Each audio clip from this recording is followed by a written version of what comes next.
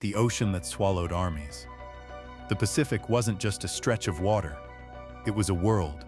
From California to Japan stretched more than 10,000 kilometers of open ocean, dotted with small islands that barely showed above the waves. For soldiers and sailors in 1942, it felt endless, a blue desert where ships disappeared and armies starved before they even saw the enemy. At the start of World War II, Japan ruled this ocean. Their empire stretched like a steel chain across the Pacific. From the Philippines to the Solomons, from Wake to Guam, every link was a fortress, every harbor a trap. The United States, newly scarred by Pearl Harbor, faced a terrifying reality. To reach Japan, they'd have to cross the largest ocean on Earth, with almost nowhere to stop. Ships could fight, but they couldn't live out there. A destroyer needed fuel every few days. A carrier needed fresh bombs, food, and spare engines. Without ports, they were helpless. Every sailor knew it. Even victory seemed useless if you couldn't sustain it. So in those early years, the Pacific devoured everything America sent. Convoys vanished in storms. Fuel ran dry before the next island appeared. Men floated for days, staring at the horizon, wondering how anyone could ever win a war in a place so vast and empty. To the soldiers stationed on faraway islands, the world felt like a cruel trick. One moment filled with life, the next swallowed by waves. When a ship left San Francisco, it wasn't just sailing to battle, it was stepping off the edge of the known world. But in that hopelessness, a seed was planted, an idea born out of desperation. If the Pacific was too large to conquer, maybe it could be inhabited. If ports were too far away, maybe ports could move. The ocean that once swallowed armies was about to become the very thing that carried them to victory. The birth of an impossible idea. By 1943, the Pacific War had become a nightmare of distance. Every new island captured stretched America's supply lines thinner. Fuel, food, ammunition, all had to travel thousands of miles across an ocean that seemed to grow wider with every victory. Admiral Chester W. Nimitz, Commander-in-Chief of the Pacific Fleet, understood the brutal math. No matter how powerful your ships were, they were useless if they couldn't be fed. The enemy had strongholds, Japan's island bases, but America had something far more powerful: imagination. That's when the unthinkable took shape. A handful of Navy logistics officers and engineers began sketching a concept that sounded insane even to their peers. What if America didn't need islands at all? What if the Navy itself became the island? They envisioned a fleet that could repair, refuel, and resupply itself anywhere on the ocean. A city without land. A base that could move as easily as a battleship. A self-sustaining world where ships became workshops, floating dry docks, hospitals, and factories, all chained together in the middle of nowhere. The idea spread quietly through the Pacific command structure. Some called it madness, others called it genius, but to the men dying for lack of fuel and spare parts, it sounded like salvation. The project was given a name that sounded ordinary, almost bureaucratic: Service Squadron 10. But behind that plain title was something revolutionary. Instead of relying on captured ports, the US would create an entire ecosystem of ships: oilers, cargo vessels, repair ships, floating cranes, hospital ships, and even refrigerated barges carrying ice cream and meat. They would travel together, forming a living network that could support the fleet in constant motion. It was a bold gamble. The Navy had never done anything like it. But in late 1943, as the US prepared to leap deeper into the Pacific, toward the Marshall Islands, the Marianas, and eventually the Philippines, the plan was approved.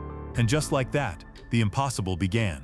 While Marines trained for beach landings, while shipyards in California hammered out new hulls, the quiet miracle workers of Service Squadron 10 gathered their fleet. No headlines, no glory, just hundreds of nameless vessels sailing west, to build a city no map would ever show, but on which victory itself would depend. Because for the first time in history, an army wouldn't march on its stomach, it would float on it. Squadron 10, the city with no land. By early 1944, the blueprints had turned into steel and steam. Hundreds of ships, oilers, repair vessels, dry docks, ammunition carriers, hospital ships, floating warehouses began to converge in the heart of the Pacific. They called it Service Squadron 10, or Squadron 10 for short. But what it truly was a miracle of logistics disguised as a fleet. Its first anchorage was Majuro Atoll, then Eniwetok, and finally Ulithi, a ring of tiny islands that barely poked out of the sea. From above it looked like a perfect lagoon, large enough to hide a city, and that's exactly what it became. Within weeks, Ulithi was transformed. Ships lined the horizon as far as the eye could see, more than 700 vessels at once.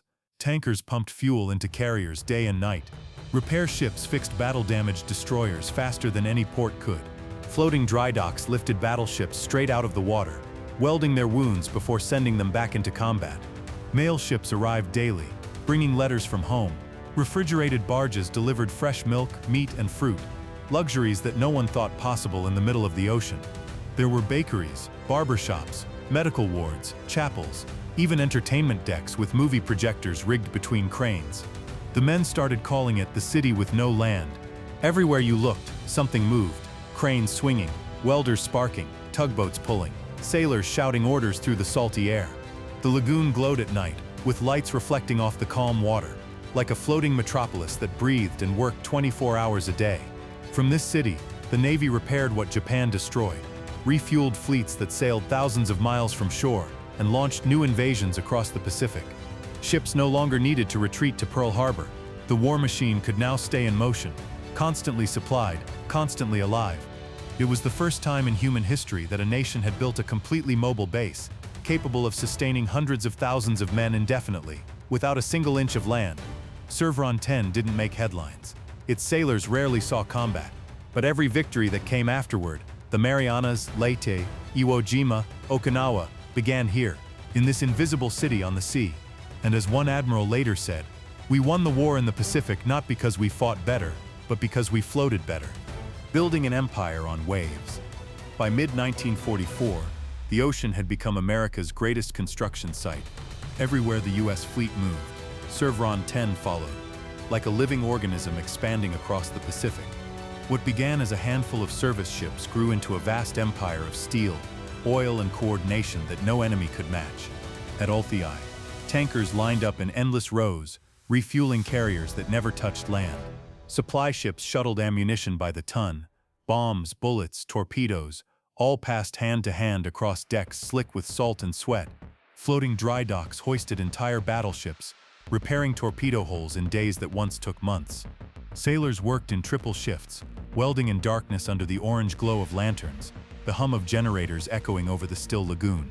Every system was interlocked. A ship could leave combat in the morning, steam hundreds of miles, and by evening be anchored beside a floating machine shop already stocked with the part it needed.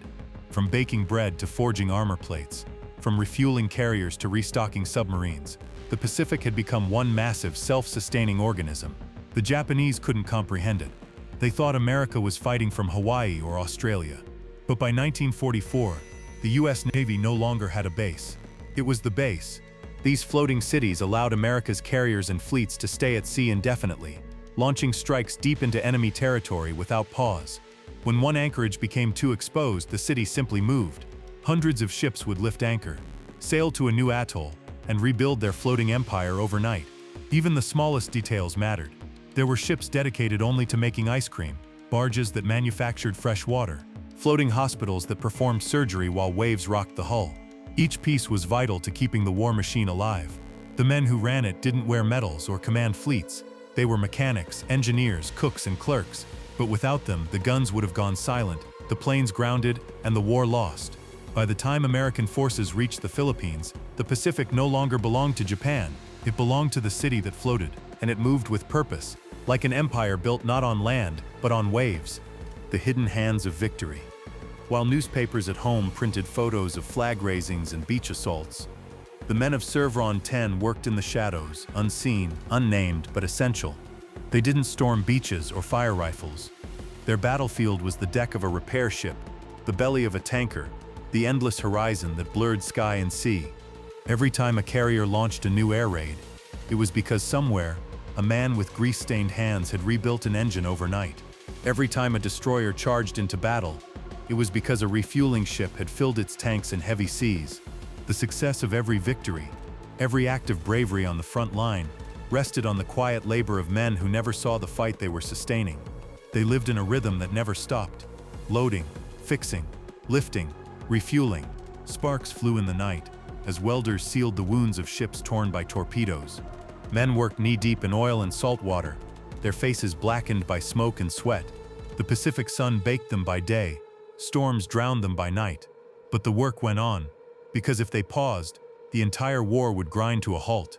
Those ships were worlds within worlds, small floating towns where friendship and fatigue mixed with the scent of diesel and salt. They slept beside machine guns they never fired, under skies lit by the glow of faraway battles.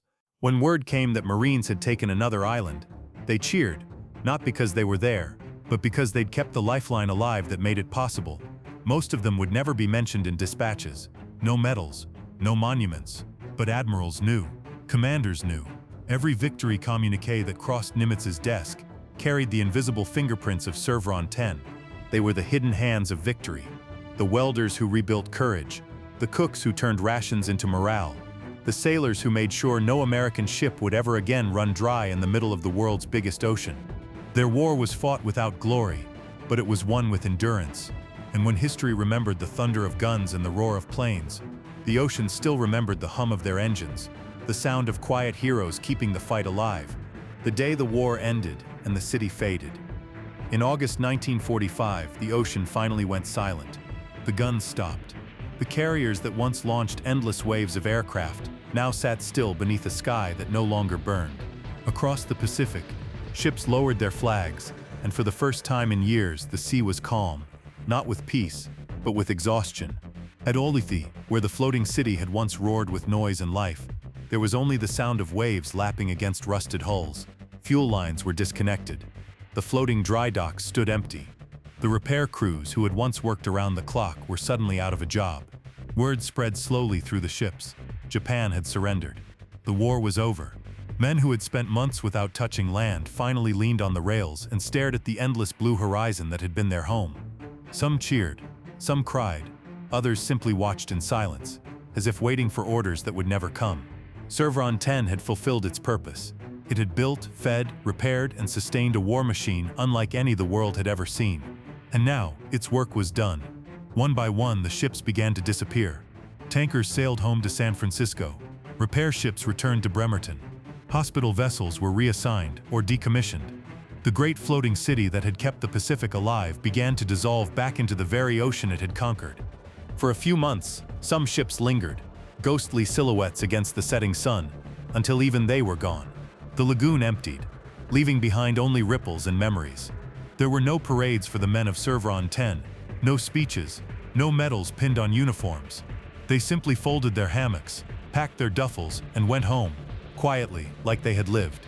But every sailor who had ever fought in the Pacific knew what they had built. Without them, there would have been no Midway, no Iwo Jima, no victory. The sea that had once swallowed armies now gave them back. And as the ships faded over the horizon, the Pacific kept their reflection a little longer, as if reluctant to let go of the city that had floated upon it. The sea still remembers. Today, the Pacific is quiet again. Its surface stretches endlessly under the sun, hiding the ghosts of a time when it was the busiest city on Earth. Beneath the waves, the rusting hulks of tankers, barges, and service ships still sleep, silent, forgotten, yet unbroken. They are the ruins of an empire that never stood on land. Divers who descend into the lagoons of Ulithi or Majuro sometimes find them. Tools still on workbenches, coffee cups fused with coral, and decks covered in the dust of decades. Fish swim through the skeletons of ships that once held the lifeline of a nation. In the silence, you can almost hear it again. The clang of a hammer, the echo of boots on steel, the murmur of sailors laughing between shifts. For a few short years, this ocean carried more than fleets. It carried an idea. That distance could be conquered not by might, but by ingenuity. That the greatest strength of a nation wasn't just in its weapons, but in its ability to create, sustain, and endure. The men of Squadron 10 never sought glory, but their fingerprints are on every victory in the Pacific. They built a civilization that floated, a heartbeat that powered the greatest armada in history. And though their names have faded, the ocean has not forgotten. Because every calm horizon hides what came before it: the ships, the sweat, the courage of those who turned an empty sea into a living world. And if you stand on the shores of the Pacific at dawn, when the light first touches the waves, you can almost see it, a city of steel and smoke rising once more from the mist, the floating city that saved the world.